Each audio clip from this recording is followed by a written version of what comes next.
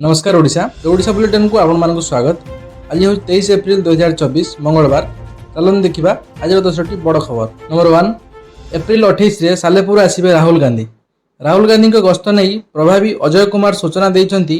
पुणी मे 3-4 रे रायगड़ा आसिबे राहुल गांधी। रायगड़ा आसिबा नहीं सप्तगिरी उल्लांका सूचना।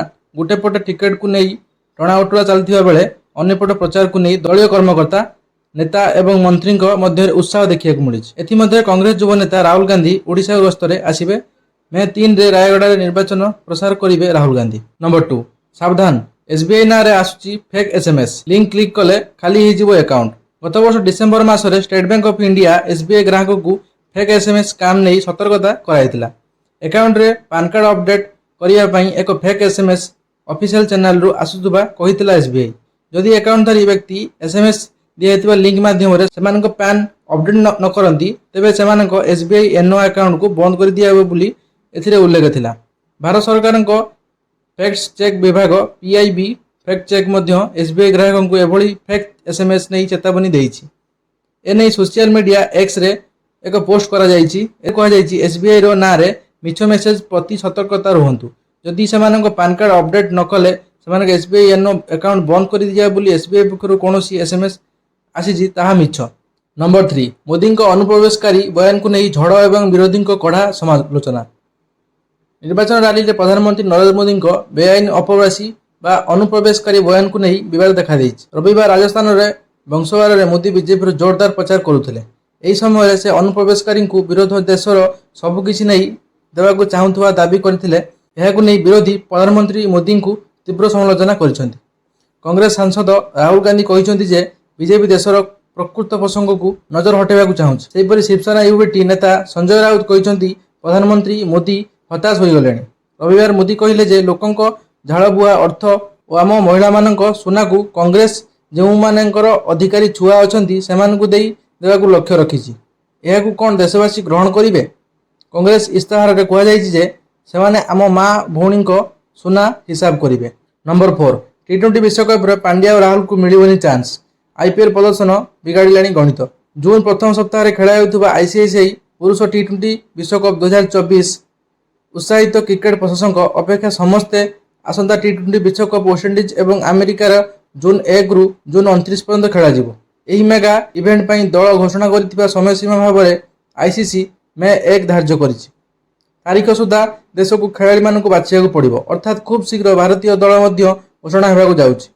अजित अग्रकर नेतृत्व में भारतीय चयनकर्ता माने यही मास शेष तारीख एप्रिल 30 कि आसंता मासर प्रथम दिन में दल बाछा साक्षात होती। द्रविड़ स्वीकार कर भारतीय खेलाड़ी माने आगामी टी20 विश्वकप प्रस्तुत कर सुजोग पाई ना। एभली परिस्थिति में आईपीएल भूमिका अत्यंत गुरुत्वपूर्ण है। मुंबई इंडियंस एमआई अधीन हार्दिक और लक्ष्नौ सुपर जायंट्स एलएसजी अधिनायक केएल राहुल टी20 विश्वकप चयन पर दौड़ में अच्छा। तेज बर्तमान आईपीएल ऋतु में यह दुई खेलाड़ी प्रदर्शन को संतोषजनक ना। नंबर 5, मध्यप्राच्य आकाश को हटुनी युद्धर कला बादल। सीरिया थिबा अमेरिका सैन्य आडा उपरे रेकर्ड माड़ होइछि। विश्वर अधिकांश स्थान में कुहुड़िया युद्ध निया यूक्रेन रूस इस्राएल हमास और इस्राएल ईरान मध्य उत्तेजना लगी रही। ए भितर इराक को सीरिया थिबा अमेरिका सैन्य आडा उपरे रॉकेट माड़ होइछि। एही आक्रमण इराक प्रधानमंत्री मोहम्मद शियाउल सुदानी अमेरिका गस्त को फेरिबार गोटिए परे होइछि। इराक प्रधानमंत्री व्हाइट हाउस रे अमेरिका राष्ट्रपति जो बाइडेन सहित साक्षात करथिले। विशेष सूत्र मिलता खबर अनुसार सीरिया सीमा को लगी करथिबा इराक जुमार सहर में एक छोट ट्रक माध्यम रॉकेट लॉन्चर मुतयन करा द्वारा अमेरिका सैन्य आडा को टार्गेट करा। इराक को अमेरिका सैन्य ठिकाना उपरे 5टी रॉकेट लॉन्च माड़ होइछि। अमेरिका युद्ध विमान ए मध्य करा। तेबे किए एही रॉकेट माड़ करिछि एहार कोनोसी सूचना नाही। नंबर 6, अंपायर सह जुक्तितर्क पड़िला कोहली को महंगा। कटिला गतकाली मैच रो फी। इडन गार्डन ने कोलकाता आरसीबी मध्य खेला मैच बेस रोमांचकर होता। यह मैच को केवल 1 रन ने कोलकाता जीति नहीं। सत है match Virat Kohli controversial out एवं सोशल मीडिया रे आलोचनार विषय पालछि। गतकाली मैच कोलकाता मात्र 1 रन जीतिला किंतु विराट को आउट को नहीं बेस चर्चा होता। विराट अंपायर निष्पत्ति उपर असंतुष्ट थिबा देखिबा को मिलिथिला। एमितिक विराट अंपायर सह जुक्तितर्क करथिला। रागरे से डग आउट फेरिबाकू बेले डस्टबिन गुइठा मारिथिबा देखिबा को मिलिथिला जहाँ तांकू महंगा पड़ी। नंबर 7, ईरान राष्ट्रपति इब्राहिम राइस पहुंचले पाकिस्तान। ପାକିସ୍ତାନ ରାଜଧାନୀ ଇସଲାମାବାଦରେ କଡ଼ା ସୁରକ୍ଷା ମଧ୍ୟରେ ଇରାନ ରାଷ୍ଟ୍ରପତି ଇବ୍ରାହିମ ରାଇସ୍ 3 ଦିନିଆ ସରକାରୀ ଗସ୍ତରେ ସୋମବାର ପହଞ୍ଚିଛନ୍ତି। ଏନେଇ ବୈଦେଶିକ କାର୍ଯ୍ୟାଳୟ ସୂଚନା ଦେଇଛି। ପାକିସ୍ତାନର ବୈଦେଶିକ ମନ୍ତ୍ରଣାଳୟ ଏକ ବିବୃତ୍ତିରେ କହିଛି ଯେ ଇରାନ ରାଷ୍ଟ୍ରପତିଙ୍କ ସହ ତାଙ୍କର ସ୍ତ୍ରୀ ଏବଂ ଏକ ଉଚ୍ଚସ୍ତରୀୟ ପ୍ରତିନିଧି ଦଳ ଅଛନ୍ତି। ରାଷ୍ଟ୍ରପତି ଇବ୍ରାହିମ ରାଇସ୍ଙ୍କ ଆଗମନ ସମୟରେ ତାଙ୍କର ଦଳ ବୈଦେଶିକ ମନ୍ତ୍ରୀ, ଅନ୍ୟ କ୍ୟାବିନେଟ୍ ସଦସ୍ୟ ଏବଂ ବରିଷ୍ଠ ଅଧିକାରୀ ମଧ୍ୟ ଅଛନ୍ତି। ବୁଧବାର ପର୍ଯ୍ୟନ୍ତ ଏହି ଗସ୍ତ ଜାରି ରହିବ ବୋଲି ପାକିସ୍ତାନ ବୈଦେଶିକ କାର୍ଯ୍ୟାଳୟ କହିଛି। ଏହି ଗସ୍ତ ସମୟରେ ଦୁଇ ମୁସଲମାନ ପଡ଼ୋଶୀ ଚଳିତ ବର୍ଷ ଅଦୃଶ୍ୟ ସାମରିକ ଆକ୍ରମଣ ପରେ ସମ୍ପର୍କକୁ ସୁଦୃଢ଼ କରିବାକୁ ଚେଷ୍ଟା କରିବେ। ନମ୍ବର 8 ପଶ୍ଚିମବଙ୍ଗରେ ହୋଇପାରେ 26/11 ଭଳି ଆକ୍ରମଣ। ଅଭିଷେକ ବାନାର୍ଜୀଙ୍କ ଘର ବାହାରୁ କଲିକତା ପୁଲିସ ଜଣେ ବ୍ୟକ୍ତିଙ୍କୁ ଗିରଫ କରିଛି। କଲିକତା ପୁଲିସ ଉକ୍ତ ବ୍ୟକ୍ତିଙ୍କୁ ମୁମ୍ବାଇର ମହିମ ଅଞ୍ଚଳରୁ ଗିରଫ କରିଥିବା ନେଇ ସୂଚନା ରହିଛି। ଏହି ବ୍ୟକ୍ତି ଜଣକ ହେଉଛନ୍ତି ରାଜାରାମ ରେଗେ। କୋଲକାତା ପୁଲିସ ପକ୍ଷରୁ ଜାରି କରାଯାଇଥିବା ସୂଚନା ଅନୁସାରେ ରାଜାରାମ ଜଣେ ଆତଙ୍କବାଦୀ ଏବଂ ମୁମ୍ବାଇ ଆକ୍ରମଣ ହ୍ୟାଣ୍ଡେଲର ଡେଭିଡ ହେଡଲିଙ୍କ ସହ ମଧ୍ୟ ତାର ସମ୍ପର୍କ ରହିଛି।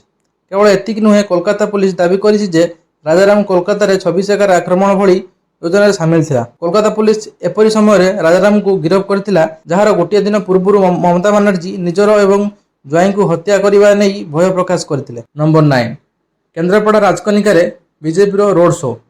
ବିଜେପି ଲୋକସଭା ପ୍ରାର୍ଥୀ ବୈଜୟନ୍ତ ପଣ୍ଡାଙ୍କ ନେତୃତ୍ୱରେ ଚାଲିଛି ପ୍ରଚାର। ଏଥିରେ ଆଳିରୁ ବିଜେପିର ପ୍ରାର୍ଥୀ କୁସୁମଚନ୍ଦ୍ର ପଣ୍ଡା ବହୁ ସଂଖ୍ୟାରେ ନେତା ଓ କର୍ମୀ ସାମିଲ ହୋଇଛନ୍ତି। ରୋଡ୍ ଶୋ ରାଜକନିକା ନେଉଳଗଡ଼ିଆରୁ ବାହାରି ଆୟତନ ପଡ଼ିଆ ଯାଏଁ ଚାଲିବ। ଆଖପାଖରେ 7 ପଞ୍ଚାୟତ ବିଜେପି ନେତା ଏବଂ କର୍ମୀ ଏଥିରେ ସାମିଲ ହୋଇଥିଲେ। ଅନ୍ୟପଟେ କେନ୍ଦ୍ରାପଡ଼ା ଆଳିରେ ବିଜେପି ମିଶ୍ରଣ ପର୍ବ ଅନୁଷ୍ଠିତ ହୋଇଛି। ଆଜି କେନ୍ଦ୍ରାପଡ଼ା ଆଳିରେ ବୁଥ୍ ସ୍ତରୀୟ କାର୍ଯ୍ୟକର୍ତ୍ତା ସମ୍ମିଳନୀ ସାମିଲ ହୋଇଥିଲେ ବିଜେପି ରାଷ୍ଟ୍ରୀୟ ଉପାଧ୍ୟକ୍ଷ ତଥା କେନ୍ଦ୍ରାପଡ଼ା ବିଜେପି ସାଂସଦୀୟ ପ୍ରାର୍ଥୀ ବୈଜୟନ୍ତୀ ପଣ୍ଡା। ନମ୍ବର 10 ଚିନ୍ତା ବଢ଼ାଉଛି ଶିମିଳିପାଳ ଅଗ୍ନିକାଣ୍ଡ। ରାଜ୍ୟରେ ଜାରି ରହିଛି ଗ୍ରୀଷ୍ମ ପ୍ରଭାବ। ଆଜି ଶିମିଳିପାଳ ଅଭୟାରଣ୍ୟ ଉତ୍ତର ଦକ୍ଷିଣ 43ଟି ପଏଣ୍ଟରେ ଲାଗିଥିବା ଜଣାପଡ଼ିଛି। ଉତ୍ତର ଶିମିଳିପାଳରେ 18ଟି ପଏଣ୍ଟ ଏବଂ ଦକ୍ଷିଣ ଶିମିଳିପାଳରେ 25ଟି ସ୍ଥାନରେ ନିଆଁ ଲାଗିଥିବା ଏସବୁ ନେଇ ସୁନିଶ୍ଚିତ ବୋଲି କହିଛନ୍ତି ଶିମିଳିପାଳ ଉପନିର୍ଦ୍ଦେଶକ ସମ୍ରାଟ ଗେଡ଼। ଏଠାରୁ ଶିମିଳିପାଳ ଅଭୟାରଣ୍ୟ ବିଭିନ୍ନ ଜାଗାରେ ନିଆଁ ଲାଗି ବ୍ୟାପକ କ୍ଷୟକ୍ଷତି ହୋଇଥିବା ବେଳେ ନିଆଁକୁ ଆୟତ୍ତ କରିବା ପାଇଁ 24 ଜଣିଆ ଓଡ୍ରାଫ ଟିମ୍ ସହିତ ଅଗ୍ନିଶମ ବିଭାଗ ନିୟୋଜିତ ହୋଇଛନ୍ତି।